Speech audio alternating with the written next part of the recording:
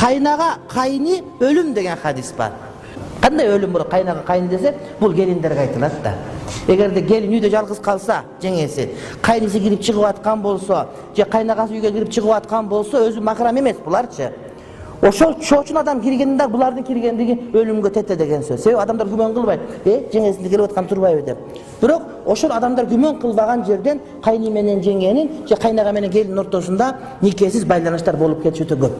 Кыргыздагы жеңенин бир саны кайныники деген сөз бул ошол Fasıkiye doğrundan kalgan söz. Al tuğra emes söz. Hoca yaş kaysın ki ağızlaşın tokumu.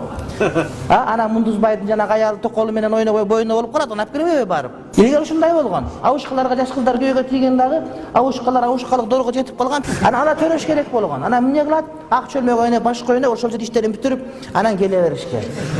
Ал туура эмес болгон. Ал акмакчылык болгон. Ошол кыргыздын салтындагы эң жаман нерселер ошолор.